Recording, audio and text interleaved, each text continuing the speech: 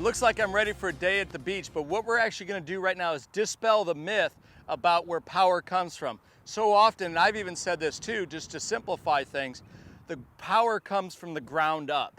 And although that is somewhat true, it's not completely accurate. What I want you to imagine, for some of you people that know what Sam Snead's swing looks like Ben Hogan, Jack Nicklaus, the early Jack, when you see them swing, you will see, especially with Sam Snead, is you'll see this huge squat in their legs. That is where power comes from. Now, if I actually swung up to the top and shifted my weight first, in other words, putting weight onto my left foot, I get this excessive slide with the hips. That is not where power comes from. If I get too slidey here, I'm gonna have to dump the lag so I can make contact. Where it comes from is we're gonna use this beach ball here.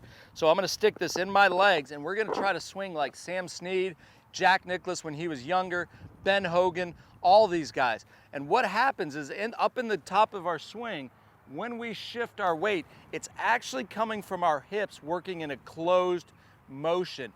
This is what is huge. If you look at Rory McIlroy, you look at some of the young hitters today, primarily from behind, what you're gonna see is as they go, their hips, while the club is still finishing, their hips are working forward. This hip motion here, where it's working in a closed area, in other words, pointed to the right of target, it then gets put into the ground, the legs squat, and that is what happens. It actually has to do with how the spine works, how it's bending, and how you are creating speed. Think about it anytime you're gonna hit, if you're gonna throw a punch, as you do this, it's actually the shift of your hips. It's not like you wind up, put your foot forward, and then put the weight forward. It's this actual small shift of your hips before that foot gets on the ground. This is how guys can hit the ball forever. Even smaller guys like Rory, who's not the biggest guy out there. But what we're gonna do here is we're gonna learn this in slow motion. So we're gonna feel like Sam Snead, we're gonna swing the club up, we're gonna squat with our rear end going back towards the target. Notice how my right hip, this internal rotation of my right hip, which means it's going back, is increased in the downswing. That's what you're looking for. If you want to YouTube Sam Snead swing, you will see that as he comes down, his right hip actually goes back, the left hip is externally rotating, and as these two are going, that is what increases the X factor. You'll notice in my signature series, I don't really talk about the legs staying quiet. You know, in golf, the big term of X factor is the difference between the hip turn and the shoulder turn. That's what creates power. That is not true. And most of the people that I teach, even tour players, they're not flexible enough. You don't have to keep your lower body really quiet. Let it turn. That is okay. This allows our shoulders to turn and get behind the ball without hurting yourself. If you are inflexible and you try to keep still, you're not going to get any turn. Therefore, you're not going to get this X factor. And what the key to the X factor is creating that X factor in the transition.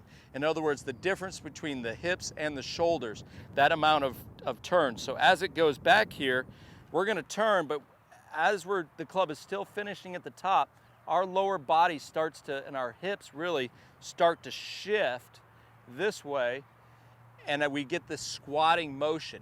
As this comes through, now our arms have fallen to where we need them to. The left knee can straighten as we're in this triple stack position, but really understand as we do this, this is where power comes from.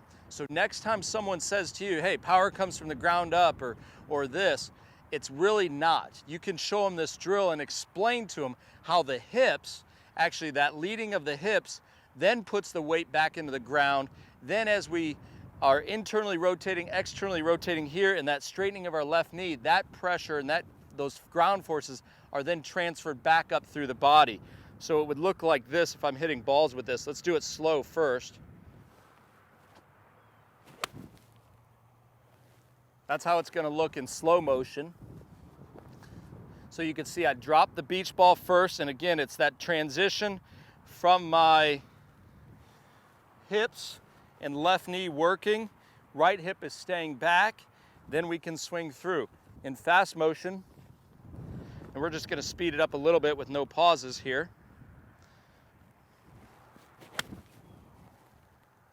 you can see that squatting motion that we're trying to get in the golf swing. This is where speed comes from. And if you really want to hit the ball as far as those guys on tour, you must master this position. You must master how the hips work. The right hip stays back. The left knee goes. Our hips actually close. We get the squatting motion. Once we're in this position, the hips, the way they are designed, they want to straighten in this position. That left knee wants to straighten, and we continue to rotate our body, and that is the key of where power comes from. It's actually from the hips. It's sort of a closed hip bump in the transition, but it's a closed hip bump with this squatting motion that will really add distance to your drives and your irons.